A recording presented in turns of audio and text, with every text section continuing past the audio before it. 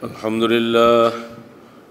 لله رب العالمين الرحمن الرحيم مالك يوم الدين يا أيها الذين آمنوا اتقوا الله حق تقاته ولا تموتن إلا وأنتم مسلمون يا أيها الناس اتقوا ربكم الذي خلقكم من نفس واحدة وخلق منها زوجها وبث منهما رجالا كثيرا ونساء واتقوا الله الذي تساءلون به والأرحام إن الله كان عليكم رقيبا يا أيها الذين آمنوا اتقوا الله وقولوا قولا سديدا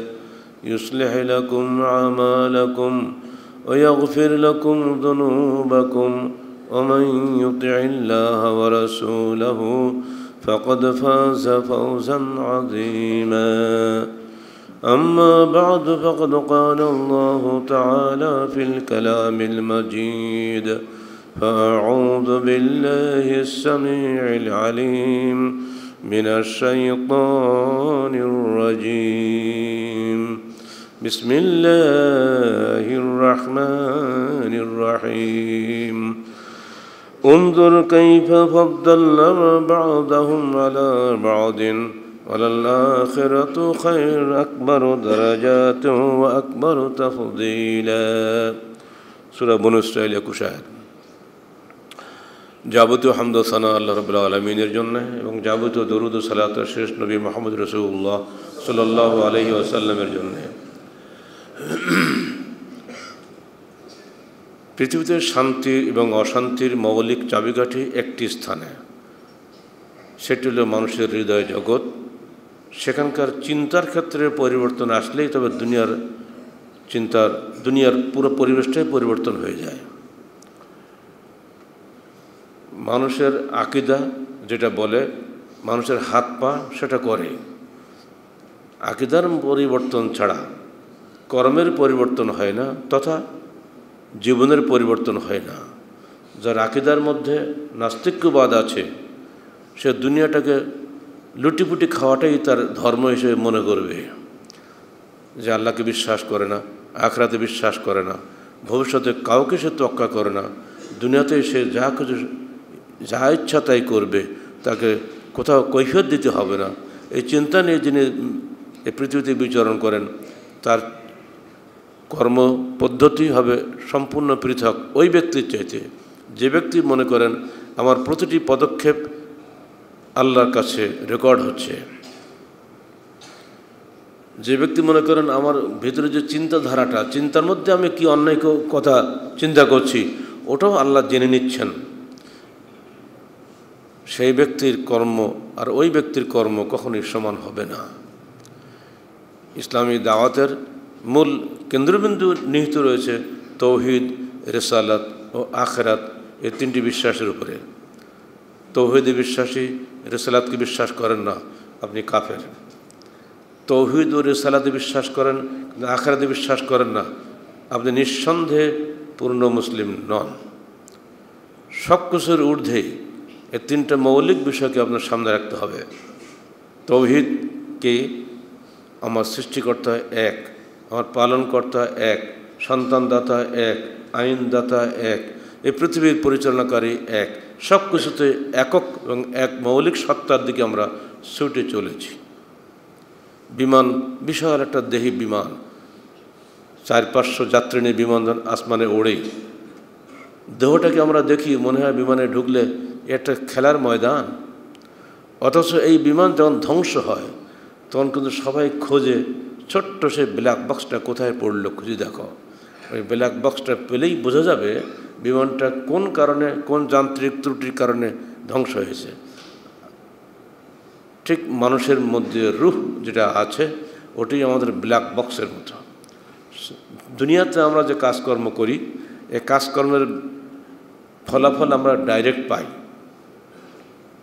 বেশি খানা হয়ে গেছে, পেটে যা ধরে তার চেয়ে বেশি খেয়ে ফেলেছেন, ডায়রিয়া হয়েছে, হাসপাতালে যান, ওষুধপত্র খান, সরাসরি আপনি নগদ ফল বা কুফল পাচ্ছেন।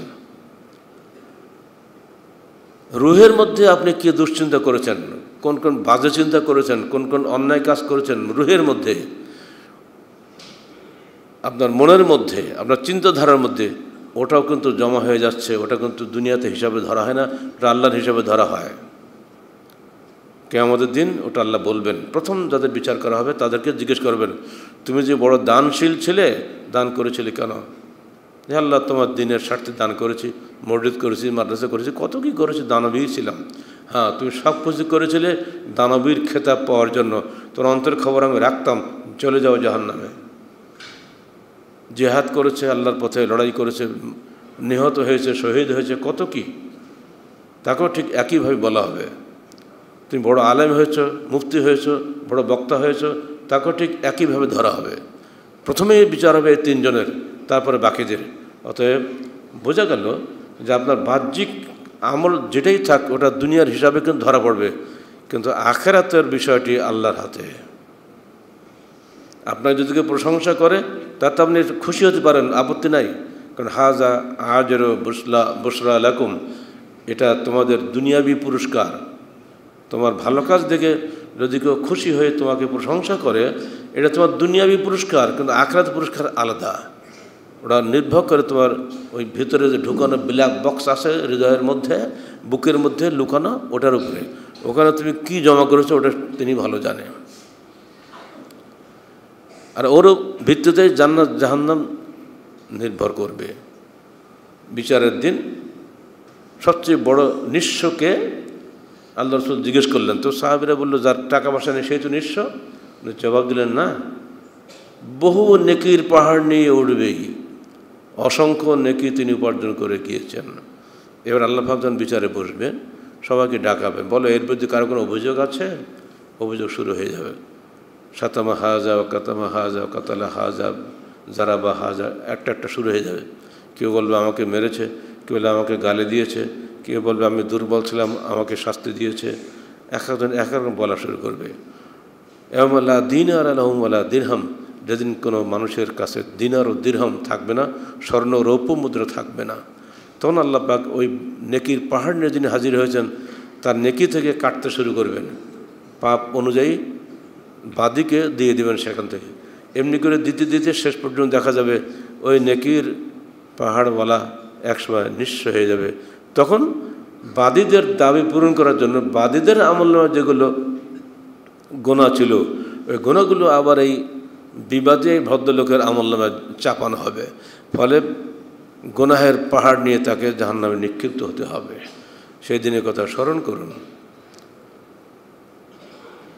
এইখানে গিয়েই জান্নাত জাহান্নামের মৌলিক বিষয়টি খালি আপনাদের ধরে দিলাম। আমরা জান্নাতের বিবরণ বলছিলাম গত জুমাতে, আজকের বাকি কিছু অংশ বলি যেটা আপনারা সিরিয়ালি ধরে নেবেন, বুঝতে চেষ্টা করবেন। জান্নাতের বিষয়টি আমাদের চিন্তারও বাইরে। এখন বিজ্ঞানীরা কোটি কোটি আলোকবর্ষ দূরে ব্ল্যাক হোল বের করেছেন। গতকালকে যে রিপোর্ট এসেছে তা দেখা গেল এ যাবৎ বিজ্ঞানের জগতে যে বিষয়টি আবিষ্কার হয়নি, 8টা সর্বোচ্চ ক্ষমতাসম্পন্ন টেলিস্কোপ দিয়ে সেইটা এখন তারা পেয়েছেন যে সেই ব্ল্যাক হোলটা কেমন, তারা বিস্ময়াভিভূত হয়ে গেছেন। এ কি,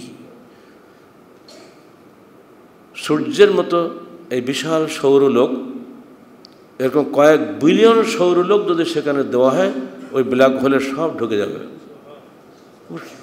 যাতা কথা মনে করেন নাকি? একটার পর একটা সবই হয়তো বিজ্ঞানী দেখবে, তখন হয়তো বিজ্ঞানী বাঁচবে না, তার আগেই তার ঈমান আনা দরকার ছিল। নজরুল কোরআন যখন শুরু হয়েছে তখন আরবের সব জ্ঞানী মানুষগুলো এগুলো শুনে স্তম্ভিত হয়ে তারা কেউ ঈমান এনেছে, কেউ অস্বীকার করেছে। এ যুগেও ঠিক এমনি করে মাইকেল হকিংসের মতো লোকেরা এগুলো অবিশ্বাস করে গেছে, কিন্তু তারা টের পেয়েছে যে পদার্থ বিদ্যায় যেহেতু সর্বোচ্চ ডিগ্রি তারা নিয়েছেন, সর্বোচ্চ গবেষক তারা বুঝে গেছেন যে এমন কিছু অলৌকিক বিষয় রয়েছে যা মানুষের জ্ঞানের বাহিরে। এরপরও তারা কিন্তু পরকাল বলে কিছু নাই বলে চলে গেছেন, কিন্তু না, আইনস্টাইন কিন্তু বলে গেছেন যে না, religion without science is lame, science without religion is blind. ধর্ম ছাড়া বিজ্ঞান একটা অন্ধ। এখন সেই অন্ধত্ব আস্তে আস্তে খুলে যাচ্ছে। আমরা বলবো, হয়তো একদিন আপনারা এমন হতে পারে বলবেন ওইটাই সেই জান্নাত, ওইটাই সেই জাহান্নাম। বের করে লাভটা কি? ঢুকতে তো হবে আপনাকে সেখানে। ঢুকতে গেলে যে শর্ত লাগে সেগুলো যদি পূরণ করে বিজ্ঞানীরা মরে, তাহলে ওখানে দেখাও সার্থক হবে, পাওয়াটাও সার্থক হবে। শুধু দেখা আর জানা এটা বড় কথা নয়, মানা এবং বিশ্বাস করাটাই বড় জিনিস। মুসলমানদের দায়িত্ব এর উপরে বিশ্বাস স্থাপন করা এবং আল্লাহ পাকের কাছে সেখানে প্রবেশের জন্য সর্বদা প্রার্থনা করা। আল্লাহুম্মা আসআলুকাল জান্নাহ ওয়া আউযু বিকা মিনান নার। আল্লাহ, আমরা তোমার কাছে জান্নাত প্রার্থনা করি, জাহান্নাম থেকে পানা চাই। আল্লাহুম্মা আমিন। এই জন্য সালাতের পরে 3 রাকাত পড়বেন, আল্লাহুম্মা আদখিলনিল জান্নাহ ওয়া আজরনি মিনান নার। বলেন তো, আল্লাহুম্মা আদখিলনিল জান্নাহ ওয়া আজরনি মিনান নার। এটা সালাতের পরে আপনারা 3 রাকাত পড়বেন। সালাতুর রাসূলের দেওয়া আছে, ছোট্ট ছোট্ট দোয়াগুলি মুখস্থ করা খুবই জরুরি আপনাদের জন্য। আল্লাহুম্মা আদখিলনিল জান্নাহ ওয়া আজরনি মিনান নার। আল্লাহ, তুমি আমাকে জান্নাতে প্রবেশ করাও, জাহান্নাম থেকে বাঁচাও। রব্বানা আতিনা ফিদ দুনিয়া হাসানাহ ওয়া ফিল আখিরাতি হাসানাহ ওয়া কিনা আযাবান নার। আল্লাহ, তুমি আমাদেরকে দুনিয়াতে মঙ্গল দাও, আখিরাতে মঙ্গল দাও এবং জাহান্নামের আযাব থেকে বাঁচাও। যত বড় বিজ্ঞানী যিনি হন না কেন, যদি তিনি এই প্রার্থনা করে যদি দুনিয়াতে বিদায় হয়ে যান, ইনশাআল্লাহ আল্লাহ পাক ওই বিজ্ঞানীকে তার গবেষণা পুরস্কার হিসাবে জান্নাতের প্রবেশাধিকার দান করবেন। আল্লাহ পাক আমাদের সবাইকে শুধুমাত্র বিশ্বাস নয়, সঙ্গে সঙ্গে সেই অনুযায়ী কর্ম করার তৌফিক দান করুন। আল্লাহ পাক বলছেন, উনজুর কাইফা ফাদ্দালনা বা'দাকুম আলা বা'দিন ফির রিজক। জান্নাতে মানুষের শ্রেণীভেদ থাকবে, যেমন দুনিয়াতে মানুষের শ্রেণীভেদ আছে। আল্লাহ বলছেন, উনজুর, তুমি দেখো, কাইফা ফাদ্দালনা বা'দাকুম আলা বা'দিন, কীভাবে আমরা মানুষের মধ্যে পরস্পরের শ্রেষ্ঠত্ব দান করেছি। আল আখিরাতু আকবারু দারাজাত। অথচ আখিরাত এর চেয়ে অনেক অনেক বড় বড় পার্থক্য সেখানে তোমাদের হবে। ওয়া আকবারু তাফদীলা, বড় শ্রেষ্ঠত্ব তোমাদের থাকবে। কি সেটা ব্যাখ্যা আসবে হাদিসে। অন্য আয়াতে আল্লাহ পাক বলছেন, সেখানে প্রবেশ করতে গেলে কি লাগবে? ওমাই ইয়াতিহি মুমিনান ক্বাদ আমালা সালিহাত ফাউলাইকা লাহুমুদ দারাজাতুল উলা। যে ব্যক্তি আসবে সেখানে মুমিন হয়ে এবং সৎকর্ম সমূহ সম্পাদন করে আসবে, ফাউলাইকা লাহুমুদ দারাজাতুল উলা, তাদের জন্য জান্নাতের সর্বোচ্চ শ্রেণী বরাদ্দ হবে। লঞ্চে উঠি, কেউ ডেকে বসি, কেউ বসি আমরা কোথায়, ওটা উপরটা কি বলে, দুধ পাগল সাদব কেন, কেবিন। বেটা লঞ্চে ওঠে না কখন নাকি, কেউ কেবিনে বসে, কেউ ডেকে শুয়ে থাকে। তো জান্নাতেও কেবিন আছে, ডেকে আছে, দুনিয়া সর্বত্র এটা আছে। আখিরাতে এর চেয়ে এত বড় আছে। আসেন আমরা সামনে এগিয়ে যাই। আমরা কি সবাই চাই না আমরা জান্নাতের সর্বোচ্চ শ্রেণীতে থাকি? আমরা কেন নিচে থাকব? জীবনের সব কিছুর বিনিময়ে আমরা জান্নাতের সর্বোচ্চ সম্মান আল্লাহর নিকটে প্রার্থনা করি। আল্লাহুম্মা আমিন। ওয়ান আবি হুরায়রা রাদিয়াল্লাহু আনহু قال قال رسول الله صلى الله عليه وسلم ইন্না ফিল জান্নাতে মিয়াতু দারাজাহ। জান্নাতে 100 দরজা আছে, 100 শ্রেণীভেদ আছে, স্তর। মা বাইনা দারাজাতানে কামা বাইনা সামাওয়াতি ওয়াল আরদ। দুটি শ্রেণীর মাঝখানে দূরত্ব হচ্ছে যেমন আসমান ও জমিনের মাঝখানে দূরত্ব হলো। হাত কিছু বলা লাগবে না। রাওয়াহুল বুখারী। ওয়ান আনাস قال قال رسول الله صلى الله عليه وسلم أصيب حارثة يوم بدر وهو غلام حارثة بن سراقة বনু নজ্জার। আনসারদের আল্লাহ রসুলের মামুর গোষ্ঠী বনু নজ্জার, তার মামুর গোষ্ঠী। তিনি সেখানে প্রথম এই যে মসজিদে আমরা মসজিদ নববীতে আমরা মসজিদে সালাত আদায় করি না মদিনাতে, এটা কিন্তু আল্লাহ রসুলের মামুর গোষ্ঠীর মধ্যে এই মসজিদ তৈরি করা হয়েছে। তারাই কাফের হওয়া সত্ত্বেও, যেহেতু ভাগিনা, মামা ভাগিনা একটা ব্যাপার আছে না, তারাই তাকে সশস্ত্র প্রহরা দিয়ে কোবা থেকে মদিনায় এনেছিলেন, ইয়াসরিবে এনেছিলেন, এবং ওখানেই তারাই জমি দিয়ে এই মসজিদ নববী কায়েম করেন। তো বদরের যুদ্ধে তারা 8 জন শহীদ হয়েছিল। তার মধ্যে একজন ছিল হারেসা বিন সুরাকাহ, অল্প বয়স্ক ছেলে। তাকে নিষেধ করা হয়েছিল, তুমি যুদ্ধে যেও না, তোমার বয়স হয়নি। তো না, আমি শহীদ হব, ঘরে বসে মরি, লাভটা কি? কোনো মতে তাকে ঠেকানো যায়নি। বদরের যুদ্ধে গিয়ে যে 8 জন শহীদ হয়েছিলেন আনসার থেকে, তার মধ্যে একজন হচ্ছেন হারেসা বিন সুরাকাহ। পরে তার মা গেলেন আল্লাহ রসুলের কাছে, যে বললেন, হে আল্লাহ রসুল, আমার ছেলে শহীদ হয়েছে, যদি সে জান্নাতি হয় তাহলে আমি আসবেরো, তার জন্য সবর করব, ও আহতাসেব, তার জন্য এই সবরের বিনিময়ে আল্লাহর কাছে কামনা করব। আমার ছেলে এখন কোথায়? আল্লাহ রসুল জয় বললেন, ওয়া হাকা আবার জান্নাতুন ওয়াহিদা হিয়া, কি মনে করছো জান্নাত কি একটা নাকি? ফিহা জিনানুন কাসীর, ইন্নাহা জিনানুন কাসীরা, বহু জান্নাত রয়েছে আল্লাহর ভান্ডারে। মনে রেখে দিও, ইন্নাহু লাফি জান্নাতুল ফিরদাউস, তোমার ছেলে জান্নাতুল ফিরদাউসে অবস্থান করছে এখন। মা খুশিতে বাগবাগ। এটা দিয়ে প্রমাণ হয় যে জান্নাতে বহু স্তর রয়েছে।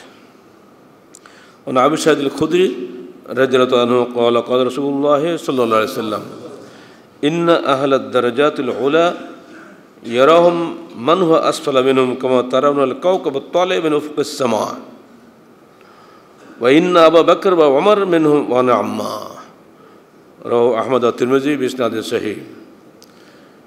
জান্নাত পরস্পরের যে দরজাগুলো আছে, শ্রেণীগুলো আছে, পার্থক্য হলো আসমান ও জমিনের মধ্যে বিশাল দূরত্ব।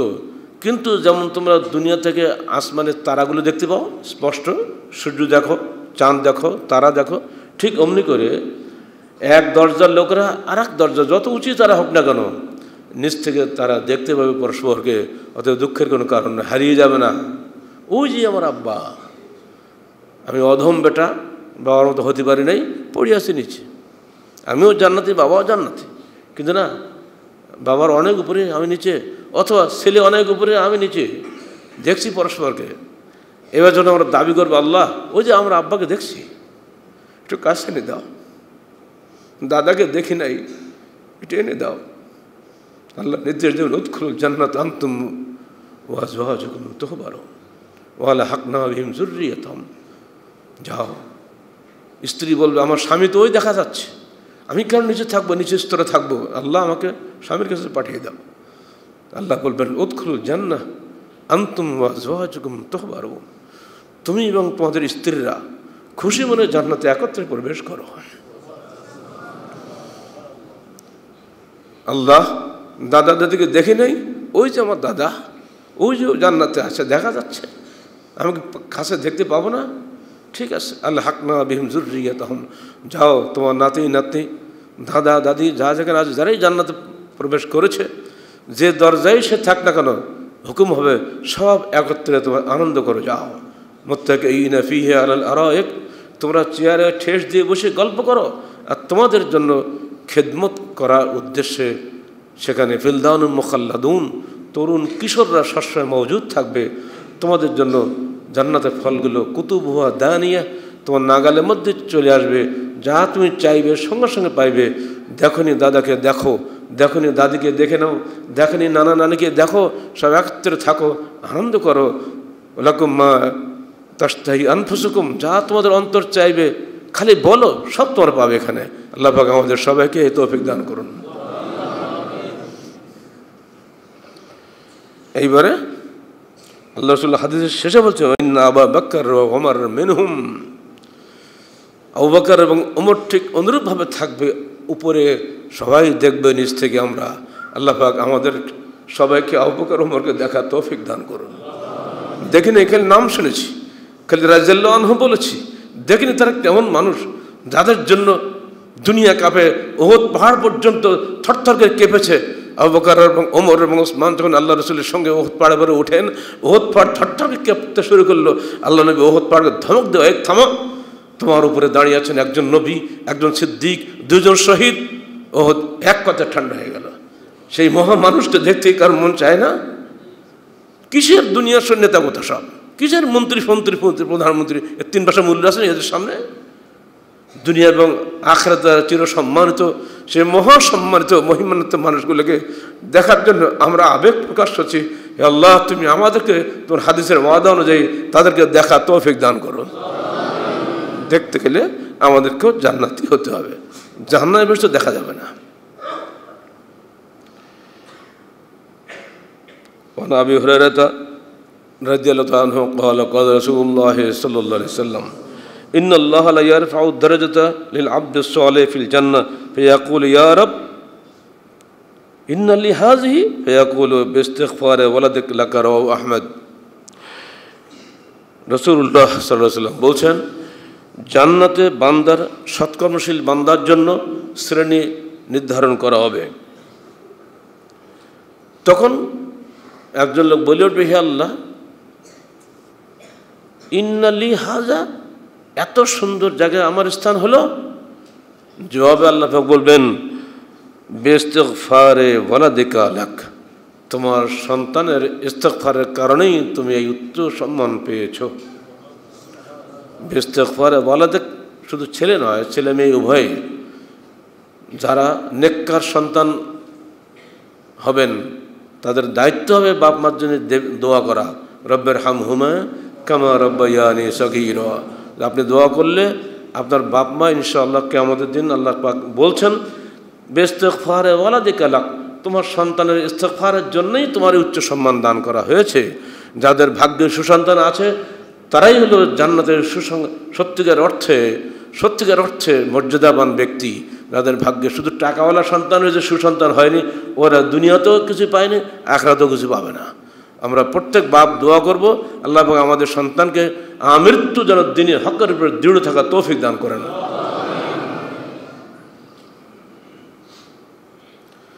عن عبد الله بن عمرو بن العاص قال قال رسول الله صلى الله عليه وسلم يقال لصاحب القرآن اقرأ وارتقي।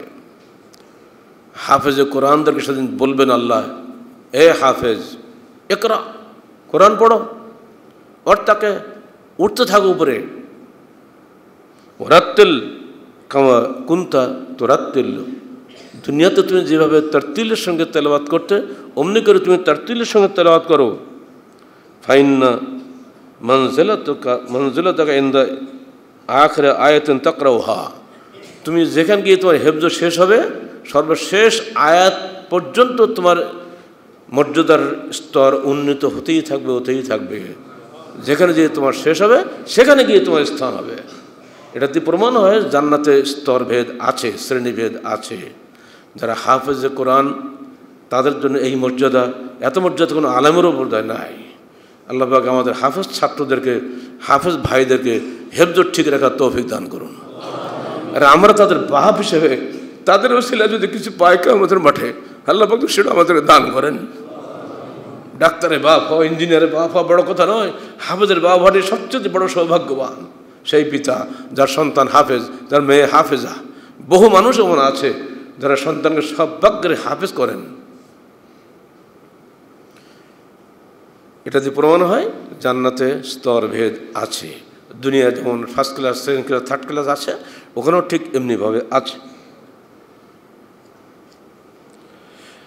عن عبادة بن الصامت رضي الله عنه قال قال رسول الله صلى الله عليه وسلم إن في الجنة 100 درجة ما بين كل درجتين كما بين السماء والأرض ومن فوقها يكون ومن فوقها আসমান। আল্লাহ পাক বলছেন জান্নাতে অনেকগুলো শ্রেণীভেদ আছে, দুটা শ্রেণীর স্তরের মধ্যে আসমান জমিনের পার্থক্য। আর এর সবচেয়ে উপরে মা ফাওকাহা, সবার উপরে কি?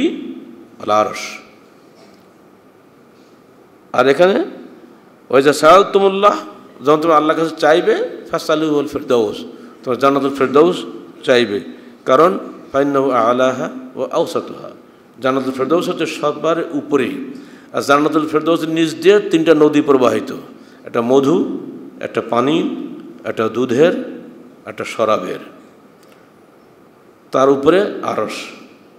আরশ মানে জান্নাতুল ফিরদাউসের উপরে আর জান্নাত নাই। তো যখন তোমরা আল্লাহর কাছে প্রার্থনা করবে, বড়টাই চাইবে। আল্লাহ তোমাকে কোথায় দেবে সে তার ব্যাপার, তোমরা চাইবে বড়টা। আল্লাহ গফুর রহিম, দয়া করে দিয়েও দিতে পারেন তোমাদেরকে, চাইতে তো আপত্তি নাই। অতএব সবসময় কারো রুহের মাগফিরাত কামনা করার সময় আমরা বলবো, আল্লাহ তুমি অমুককে জান্নাতুল ফিরদাউস নসিব করো। আল্লাহ দেওয়ার মালিক, না দিলেও না দেবেন সে তার ব্যাপারে, উনি হিসাব করে কাজ করবেন। আমরা বললেই যে হবে তা তো না, তা আমল হিসাব করে তো হবে। কিন্তু আমাদের চাইতে বলেছেন আল্লাহ রসুল, তাই আমরা চাইব। এটাতে বোঝা গেল যে জান্নাতুল ফিরদাউসের উপরে আর কিছু নাই। জান্নাতুল ফিরদাউসের নিচ দিয়ে 4টা নহর প্রবাহিত, যা সূরা মুহাম্মদ 15 নম্বর আয়াতে আল্লাহ পাক বলে দিয়েছেন, ফিহা আনহারুন মিন মাইন গায়রি আসান আনহারুন মিন লাবানিন মুসাফফা, আসের মধ্যে বলা আছে সূরা মুহাম্মদের মধ্যে। এবার আসেন, আজকে তো শুক্রবার, তাই না? জান্নাত শুক্রবার আছে। আন আনাসিন ক্বালা ক্বালা রাসূলুল্লাহ সাল্লাল্লাহু আলাইহি ওয়াসাল্লাম ইন্না ফিল জান্নাতি লাসুকান ইয়াতুহা কুল্লা জুমআতিন, জান্নাতে বাজার আছে, প্রতি জুমার দিন সেই বাজারের সমস্ত জান্নাতীরা এসে জমা হবে। ফাতাহাবু রিহুশ শিমাল, উত্তর দিক দিয়ে সেখানে বায়ু প্রবাহিত হবে। সে বায়ু সুগন্ধি দিবে শুধুমাত্র জান্নাতি ভাইদেরকে, সুগন্ধি দিয়ে, এবং তাদের পোশাকগুলো সুগন্ধিময় করে দিবে। সুগন্ধি পোশাক পরে, সুগন্ধি দেহ নিয়ে যখন তার সংসারে পরিবারে চলে যাবে, পরিবারের সদস্যরা বলবেন, কী ব্যাপার তোমার এত সুগন্ধ, তোমার তো পুরা অচেনা মনে হচ্ছে। তা উনি বলবে, আরে তোমাদেরও তো দেখছি সমস্ত পরিবারটাই সুগন্ধ হয়ে গেছে, বাড়ি সব সুগন্ধে ভরপুর হয়ে গেছে। এটা হবে শুক্রবারে। এখান থেকে প্রমাণ হয় শুক্রবারটাই মুসলমানদের জন্য হলিডে, অন্যদিন করলে হবে না। জান্নাতের সঙ্গে আমাদের দুনিয়ার সঙ্গে মিল আছে, যা দুনিয়ার এই কাবাঘরের সঙ্গে আসমানের বায়তুল মামুরের মিল আছে, দুনিয়াভরে এই শুক্রবারের সঙ্গে, জান্নাতের শুক্রবারের সঙ্গে মিল আছে। ওই দিন যখন সবাই বাজার করতেন, বোঝা গেল ওই দিন সবার একসঙ্গে মিলনের স্থান। সেই বাজারে সবাই এসে মিলতেন, পরস্পর সাক্ষাৎ হতো, দেখা সাক্ষাৎ হতো। এ একটা সুন্দর হাদিস পাওয়া গেল যে জান্নাতেও আমরা একসঙ্গে মিলের তো একটা সুযোগ পাবো। শুধু নানা নানি দাদাদের সঙ্গে কতদিন থাকা যায়? আমার আরও তো বন্ধুবান্ধব আছে, দুনিয়াতে আছে না? সংগঠনে যারা আমরা করি, দেশের বিদেশে অসংখ্য মানুষ আমাদের সংগঠনে আছেন, সাক্ষাৎ তো হয় না, হয়তো ফোনে কথা হলো, এই তো। কিন্তু আলহামদুলিল্লাহ কিয়ামতের মাঠে যখন আমরা দাঁড়াবো, প্রতি সপ্তাহে জুমার দিন বাজার হবে, সে বাজারে সবাই একত্রিত হয়ে যাবো, আলহামদুলিল্লাহ। এটি তো বড় সৌভাগ্য আমাদের জন্য। এবার আসুন, জান্নাতের প্রায় স্বাদ কেমন হবে, তা কামরাগুলো কেমন হবে, এ বিষয়ে আল্লাহ পাক কী বলছেন? ইয়াগফির লাকুম যুনুবাকুম ওয়া ইউদখিলুকুম জান্নাতিন তাজরি মিন তাহতিল আনহার খালিদিন ফিহা আবাদা ওয়া মাসাকিন তাইয়্যিবাতান ফি জান্নাতি আদন যালিকাল ফাওজুল আযীম, সূরা সফ 12 আয়াত। সেখানে আমাদের জন্য গৃহ নির্মাণ করা হবে, মাসাকিন তাইয়্যিবা, পবিত্র গৃহসমূহ, জান্নাত আদনের মধ্যে বসবাসের স্থান হিসাবে। জাযাহুম বিমা সাবারু জান্নাতুন ওয়া হারিরা মুত্তাকিইনা ফিহা আলাল আরাইক লা ইয়ারাউনা ফিহা শামসান ওয়ালা জামহারিরা। প্রতি জুমাতে সূরা দাহর আমাদের পড়তে হয়, সেখানে এগুলো আছে। সেখানে আমাদের দুনিয়াতে যে কষ্ট আমরা করি, জাযাহুম বিমা সাবারু, দুনিয়াতে আমরা ধৈর্য ধারণ করি কষ্টে, এর বিনিময় হিসেবে আল্লাহ পাক বলছেন তোমাদের জান্নাত ও হারির, জান্নাত এবং রেশমি পোশাক দিয়ে তোমাদেরকে আপ্যায়ন করা হবে। মুত্তাকিইনা ফিহা আলাল আরাইক, সেখানে তোমরা সুউচ্চ আসনে ঠেস দিয়ে বসবে। লা ইয়ারাউনা ফিহা শামসান ওয়ালা জামহারিরা, সেখানে সবসময় এসি থাকবে, মেলা গরমও থাকবে না, মেলা ঠান্ডাও থাকবে না। এসি না, এটা দুনিয়ার এসির চাইতে আখিরাতের এসি বেশি জরুরি। সেদিন যদি আল্লাহ পাক এমন গরম দিবেন, সূর্য তো মাথার উপরে আসবে, তাই না? ঘিলুর ঠকবকির ফুটবে না, ওই সময় একটু ছায়া পাওয়ার জন্য আমরা পাগল হয়ে যাব। সেখানে মাত্র 7 শ্রেণীর লোক আল্লাহ ছায়ার আশ্রয় পাবেন। সাব্বাতুন ইযিল্লুহুমুল্লাহু ওয়া লা যিল্লা ইল্লা যিল্লুহু, সেদিন আল্লাহ পাক ছায়া দান করবেন 7 শ্রেণীর লোককে, যেদিন কোনো ছায়া থাকবে না। প্রথম হচ্ছে আল ইমামুল আদিল, ন্যায় বিচার নেতা। বোঝা গেল নেতা হওয়া খুব কঠিন জিনিস। দেশের নেতা, সংগঠনের নেতা, পরিবারের নেতা, যারা নিজের অধস্তনদের সঙ্গে ন্যায় বিচার করেন, সুবিচার করেন, তারা সবাই সেদিন আল্লাহর ছায়ার নিচে আশ্রয় পাবেন। আল্লাহ পাক আমাদেরকে কিয়ামতের মাটির কঠিন দিনে তার রহমতের ছায়াতলে আশ্রয় দানের তৌফিক দান করুন।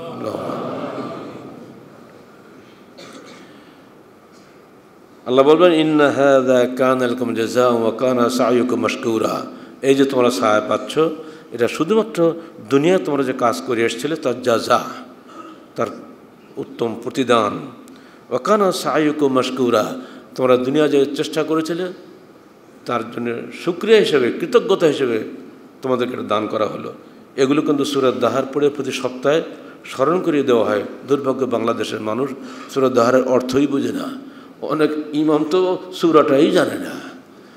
পড়বেন সূরা সেজদা এবং সূরা দাহার, এদের বাড়িতে ভালো করে পড়ে নেবেন। বিশেষ করে যারা তোমরা হাফেজ আছো, যে ইমামতি করো যারা, তারা এই দুটো সূরা ভালো করে মুখস্থ করে নেবা, এই অর্থ হৃদয়ঙ্গম করবা, যাতে পড়ার সময় নিজের মধ্যে ওই ভাবটা চলে আসে, মুক্তাদিদের মধ্যেও যেন ভাবটা চলে আসে। এই দুটো সূরত আল্লাহ রসুল প্রতি জুমা ফজরে পড়তেন, আমরা যেন এটা অভ্যাস রাখি, এটা সুন্নত।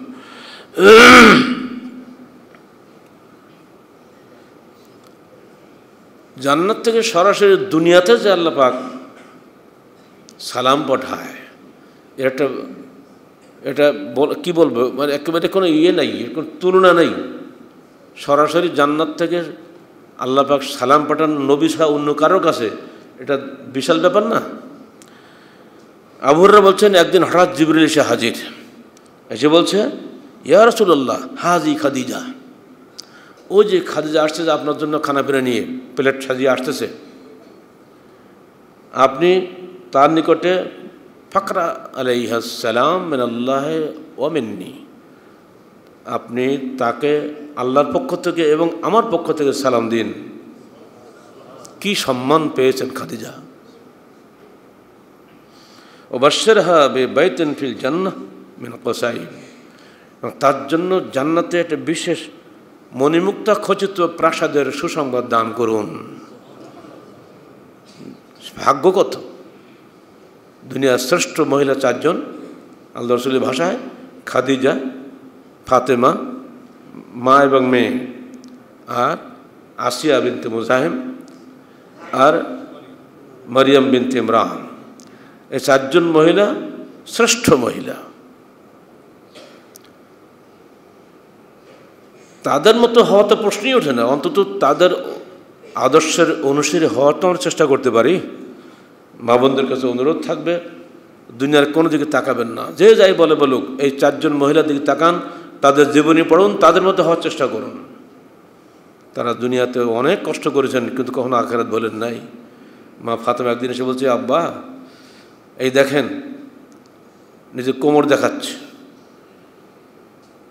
আপনারা জানেন আরব দেশে পানি অনেক নিচে থাকে, পানির লেয়ার অনেক নিচে, সেইখান থেকে পানি উঠাতে হয়। সেই পানি উঠিয়ে মশকে করে কোমরকে ঠেস দিয়ে বাড়ি আনিয়ে তেমনি সন্তানদের পান করান, সংসারের দায় মিঠান। তো চামড়া ছিলে দিয়ে গোশত বেরিয়ে গেছে। বাপের কাছে তখন বহু দাস দাসী যুদ্ধের গনিমতের মাল আছে, ইচ্ছা করলে যে কোনো একজন কৃত দাসীকে তাকে দান করে দিতে পারেন, যাও এটা তুমি তোমার একে দিয়ে তুমি কাজ করাও। বাপ তাকে কী জবাব দিলেন, মা এর চেয়ে উত্তম কোনো জিনিস কি আমি তোমাকে দেব? তো কী বলেন, তুমি সালাতের শেষে 33 বার সুবহানাল্লাহ, 33 বার আলহামদুলিল্লাহ, 33 বার আল্লাহু আকবার, আরেকবার কালমা তাওহীদ পাঠ করবে, এর চেয়ে উত্তম জিনিস তুমি পাবে। বোঝেন, চাচ্ছে একটা কৃতদাসী বা বাঁধি যে তাকে পানি উঠিয়ে দিতে পারে। আর জবাবটা কীভাবে হলো? এ যুগে বললে কি মেয়েরা এগুলো শুনবে নাকি? তারা বলে আমি চাচ্ছি কি, আব্বা দিচ্ছে কি, আব্বা পাগল হয়ে গেছে, তাই বলবে না? না, ফাতেমা জানে আমার আব্বা যা বলে এর পিছনে আল্লাহর হুকুম আছে। কীভাবে আল্লাহ পাক আমাকে সাহায্য করবেন তিনি ভালো জানেন। যেহেতু নবীর হুকুম আমি মেনে নেই, ইনশাল্লাহ এর পিছনে কোনো কল্যাণ আছে। মেনে নিয়েছেন, কল্যাণ তিনি পেয়েছেন। তার জীবনী এখানে বলবো না, খালি এটুকু মনে রাখেন তার কীভাবে আল্লাহ এবং তার রসুলের প্রতি আনুগত্যশীল ছিলেন, তার কথা তারা কীভাবে গ্রহণ করতেন, এটুকুই আমাদের জানা প্রয়োজন। আর সেই জন্য তো তিনি জান্নাতের শ্রেষ্ঠ মহিলাদের অন্যতম হওয়ার সৌভাগ্য লাভ করেছেন। তিনি তার মায়ের মতো ফাতেমাও জান্নাতের 4 জন শ্রেষ্ঠ মহিলার মধ্যে অন্যতম। মা মেয়ে একসঙ্গে এই মর্যাদা লাভ করা দুনিয়ায় কারো ভাগ্যে কিন্তু এটা হয়নি।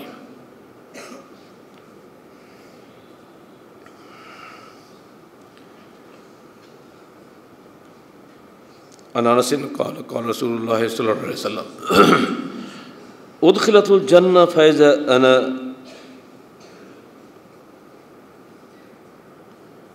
بقصر من ذهب। কিয়ামতের দিন, এই ভুল হচ্ছে আমার, মেরাজের দিন, মেরাজের রাত্রিতে আমাকে জান্নাতে প্রবেশ করানো হলো। রাসূলুল্লাহ সাল্লাল্লাহু আলাইহি ওয়াসাল্লাম বলছেন, আমি তখন দেখলাম একটা প্রাসাদের মধ্যে মিন যাহাবিন, স্বর্ণনির্মিত প্রাসাদ। ফাকুলতু লিমান হাযাল কাসর, এই প্রাসাদটা কার? জান্নাতে তো সবই তো উত্তম জিনিস, অথচ এই প্রাসাদটা এত উত্তম যে চোখে লাগার মতো। বলেই ফেলেন এই স্বর্ণ নির্মিত প্রাসাদটা কার? ক্বালু লিশাবাব মিন কুরাইশ, কুরাইশদের একজন যুবকের জন্য নির্মিত হয়েছে। ফাজানানতু আন্নী হুয়া, মনে মনে ভাবলাম আমি বোধহয় সেই যুবক হব, কারণ আমি তো কুরাইশের। ফাকুলতু ওমান হুয়া, কে সেই যুবকটি? ক্বালু লি ওমর ইবনে খাত্তাব, এটা ওমর ইবনে খাত্তাবের জন্য নির্মিত হয়েছে। কি সৌভাগ্যবান! চিন্তা করা যায়, জীবদ্দশায় যারা জান্নাতের সুসংবাদ পেয়েছেন তাকেই আমরা কাফের বলছি, আর তারা এই দুনিয়ার শ্রেষ্ঠ ইসলামী রাষ্ট্র কায়েম করেছে। তাদের দৃষ্টিতে হযরত আলী ছাড়া আবু বকর, ওমর, ওসমান সহ সমস্ত সাহাবী কাফের, নাউযুবিল্লাহি মিন যালিক। এরাই এদেশে দুনিয়াতে ইসলামিক হুকুমত কায়েম করেছে। যে আবু বকর, যে ওমরের জন্য এই সুসংবাদ আমরা শুনছি, তাকে যারা কাফের বলে তারা কিন্তু মুসলমান থাকতে পারে নাকি? লা তাসাব্বু আসহাবে, আল্লাহ বলে খবরদার আমার কোনো সাহাবীকে তোমরা গালি দিও না। আর আমরা যে কোনো সাহাবীত্ব পড়ি মরুক, শ্রেষ্ঠ মানুষটাকে এ পর্যন্ত আমরা গালি দিয়ে থাকি, এরপরও আমরা পাক্কা মুসলমান। সাবধান, জবান দারাজি এত বেশি করা ঠিক নয়। আবু বকর এবং ওমরের জুতো পাওয়ার যোগ্যতা আমাদের নাই। তাদেরকে সম্মান করতে হবে এবং তাদের পথে চলার চেষ্টা করে যেতে হবে।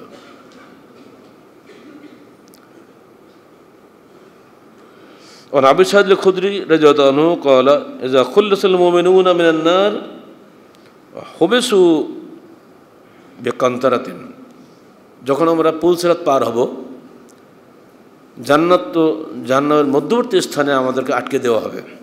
পুল সিরাত পার হওয়াটা তো বড় কথা, তাই না? কিন্তু পার হওয়ার পরে আবার আটকে ফেলবে।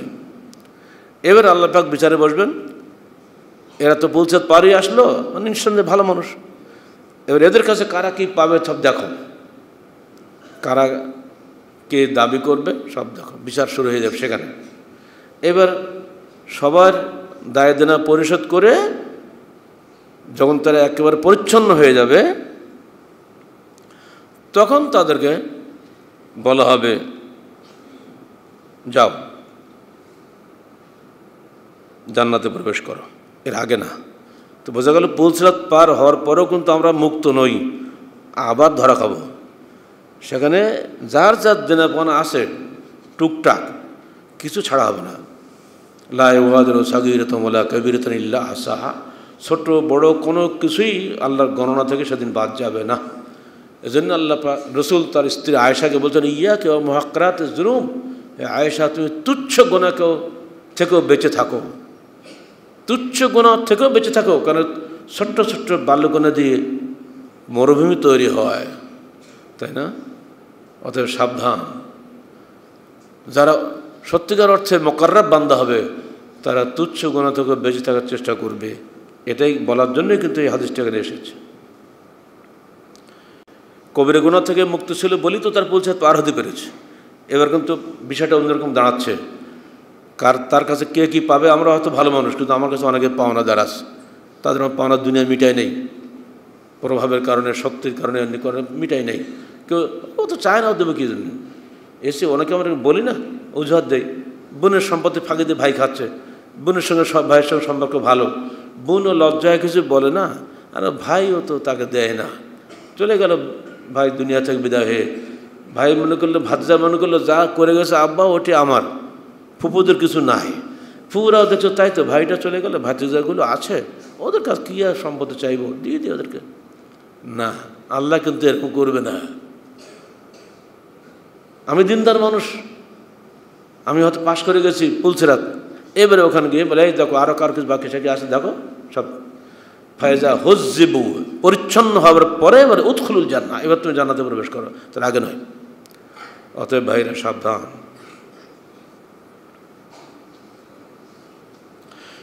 আল্লাযী নফসু মুহাম্মাদিন বিয়াদিহি লিআহাদিকুম বিমাসকানি ফিল জান্নাহ আদাল্লু বিমানজিলি কানা ফিদ দুনিয়া, রাওয়াহুল বুখারী। যার হাতে মুহাম্মদের জীবন, তার কসম করে বলছি, হে মানুষ, দুনিয়াতে তোমাদের সবচেয়ে সুন্দর প্রাসাদের চাইতে জান্নাতে তোমার সাধারণ প্রাসাদ অনেক অনেক গুণ উত্তম হবে। সেই জান্নাতে, সেই গৃহে, সেই প্রাসাদের আকাঙ্ক্ষী হওয়াটাই বুদ্ধিমানের কাজ। এবার আসুন, জান্নাতের নদী ঝর্ণা কেমন হবে এটাও শোনেন। ইন্নাল্লাযিনা আমানু ওয়া আমিলুস সালিহাতি উলাইকা হুম খায়রুল বারিয়া জাযাউহুম ইনদা রাব্বিহিম জান্নাতু আদনিন তাজরি মিন তাহতিল আনহারু খালিদিনা ফিহা আবাদা রাদিয়াল্লাহু আনহুম ওয়া রাদু আনহু যালিকা লিমান খাশিয়া রাব্বাহ। যে সমস্ত মানুষ আল্লাহর উপরে ঈমান এনেছে, সৎকর্মসমূহ সম্পাদন করেছে, তারাই হলো পৃথিবীর শ্রেষ্ঠ সৃষ্টি, খায়রুল বারিয়া, সৃষ্টির সেরা। জাযাউহুম ইনদা রাব্বিহিম, তাদের প্রতিপালকের নিকটে তাদের জাযা হলো, প্রতিদান হলো জান্নাত আদনিন, আদন নামক জান্নাত, তাজরি মিন তাহতিল আনহার, যার তলদেশ দিয়ে নদীসমূহ প্রবাহিত, খালিদিনা ফিহা আবাদা, সেখানে তারা চিরদিন থাকবে। জান্নাতে প্রবেশ করলে কেউ আর বেরিয়ে আসবে না। ক্বালা রাসূলুল্লাহ সাল্লাল্লাহু আলাইহি ওয়াসাল্লাম বাইনামা আনা উসীরু ফিল জান্নাহ ইয বিনাহরিন হাফাতাহু কুবাব লুল ওয়াল মুজাওয়াফ। আমি, আল্লাহ রাসূল মেরাজের ঘটনা বলছেন, আমি জান্নাতের মধ্যে চলছি, হঠাৎ দেখি একটা বিশাল নদী, দাঁড়িয়ে গেলাম। নদীর চারিপাশ দুই সাইডে সব মুক্তা খচিত, চমৎকার। এটা কি? তখন জিবরিল তাকে বলবেন, হাযাল কাউসার আল্লাযী আতাকা রব্বুক, এটা হলো হাউজ কাউসার, এটা তোমার প্রতিপালক তোমার জন্য নির্ধারিত করে রেখে দিয়েছেন। বলে আলহামদুলিল্লাহ। হাযা তিনহু মিসকুন আসফার, যার মাটিটা একবার মিসকে আম্বার চেয়ে সুগন্ধিময়।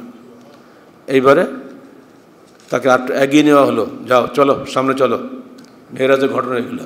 সামনে গেলেন, আল্লাহ বলছেন, ইন্না আ'তাইনাকাল কাউসার, আমরা তোমাকে এই কাউসার দান করেছি। ফাসাল্লি লিরাব্বিকা ওয়ানহার, অতএব তুমি সালাত আদায় করো এবং কোরবানি করো। ইন্না শানিয়াকা হুয়াল আবতার, মনে রেখো তোমার দুশ্মনরাই হলো লেজ কাটা, নির্বংশ, তোমার কেউ কোনো ক্ষতি করতে পারবে না। কারণ কাউসার যে পেয়েছে তার আর কিছু পাওয়ার থাকে না। সমস্ত নদী আমরা এটাকে চারটে বলেছি না, কাউসারটা কিন্তু পৃথক। এটা সিরেফ আমাদের শেষ নবী মুহাম্মদ রাসূলুল্লাহ সাল্লাল্লাহু আলাইহি ওয়াসাল্লামের জন্য নির্ধারিত। আন সাহাল ইবনে সা'দ ক্বালা ইন্নী ফারাতুকুম আলাল হাউদ মান মাররা আলাইয়া শরিবা ওয়া মান শারিবা লাম ইয়াজমা আবাদা। আমি তোমাদের আগে হাউস কাউসারের সামনে পৌঁছে যাব। যে ব্যক্তি আমার সামনে দিয়ে চলবে তাকে পানি পান করানো হবে, আর যে ব্যক্তি একবার হাউস কাউসারের পানি পান করবে লাম ইয়াজমা আবাদা, কখনোই সে আর পিপাসিত হবে না। লা ইয়ারদান্না আলাইয়া আকওয়ামুন, এমন সময় আমার সামনে দিয়ে একদল লোক আসবে, তাদেরকে আমি চিনব, ইয়ারিফুনি আরিফুহুম ইয়ারিফুনানি, আমি তাদেরকে চিনব, তারা আমাকে চিনবে। কারণ তারা মুসল্লি ছিল, উজুর স্থানগুলো জল করে জ্বলতো। এটাতে আমি বুঝবো ওরা আমার উম্মত। সুম্মা ইউহালু বাইনি ওয়া বাইনাহুম, তারপর আমার এবং তাদের মধ্যে পর্দা করে দেওয়া হবে। সুম্মা ইউকাল ইন্নাকা লা তাদরি মা হাদাসু বাদাকা, অতঃপর গায়েবী আওয়াজ দিয়ে আমাকে বলা হবে, হে মুহাম্মদ তুমি জানো না তোমার মৃত্যুর পরে এরা কত অসংখ্য বেদাত করেছিল। তখন আমি বলবো সোহকান সোহকান লিমান গায়্যার বাদি, দূর হও যারা আমার মৃত্যুর পরে আমার দিনকে পরিবর্তন করে ফেলেছিলে। আমরা কি এই সোহকানের মধ্যে হব নাকি? হতে চাই না। বেদাতকে এখন সুন্নত বানানো হয়েছে, শিরককে তৌহিদ বানানো হয়েছে। কবর পূজা করছে, ছবি পূজা করছে, প্রতিকৃতি পূজা করছে, স্থান পূজা করছে, বলছে আমরা মুসলমান। প্রশ্নই ওঠে না। মূর্তি পূজা আর কবর পূজা কোনো পার্থক্য নাই। মূর্তির মধ্যে জীবন নেই, কবরে কারো জীবন নেই, আছে? মূর্তি শুনতে পায় না, কবর শুনতে পায় না। নদীকে বিশ্বাস করে কবরবাসী শুনতে পায়, আদৌ সে তৌহিদপন্থী নয়। সোহকান লিমান গায়্যার বাদি, দূর হওয়া যারা আমার দিনকে পরিবর্তন করেছে। একটা হলো আগামী রোববারে বর্ষবরণ, এটাও কিন্তু ইসলামী সংস্কৃতির নয়, মুশরিকদের সংস্কৃতির অনুকরণ চলছে বাংলাদেশে। বিভিন্ন নামে আসবে, চৈত্র সংক্রান্তি, পৌষ সংক্রান্তি, নববর্ষবরণ, বৈশাখী, কত আজে বাজে কত অনুষ্ঠানগুলো আছে, এর সঙ্গে ইসলামের কোনো সম্পর্কই নাই। এগুলো থেকে দূরে থাকার চেষ্টা করবেন, নইলে কিন্তু কিয়ামতের মাঠে ওই সোহকানে পাল্লা পড়ে যেতে হবে। আল্লাহ পাক আমাদেরকে এসব শিরক বেদাত থেকে বাঁচার তৌফিক দান করুন। দূর হও যে আমার মৃত্যুর পরে আমার কবর আমার দিনকে পরিবর্তন করেছে। আল্লাহ রসুল দুনিয়ায় থাকতে জান্নাত দেখেছেন। আর উকবা বিন আমির নবী সাল্লাল্লাহু আলাইহি ওয়াসাল্লাম খারাজা ইয়ামান ইলা উহুদ। আমি সংক্ষেপে বলি, আল্লাহ রসুল একদিন মৃত্যুর আগের খবর, এটা দেখবেন সিরাজ রসুলের ঘটনা দেওয়া আছে। মৃত্যুর কয়েকদিন আগে, অসুখে পড়ার একদিন আগে, ওখান থেকে এসে উনি অসুখে পড়লেন, 17 দিন অসুখে থাকলেন, 17 দিন পরে মারা গেলেন। অসুখে পড়ার আগের দিন উনি ওহদে চলে গেলেন। ওহদের গোরস্থান আপনারা নিশ্চয়ই সবাই দেখেছেন যারা হজে গিয়েছেন। সেখানে গিয়ে তিনি তাদেরকে জানাজা পড়ার মতো কেঁদে কেঁদে দোয়া করলেন, যেন মনে হচ্ছে বিদায় নিচ্ছে।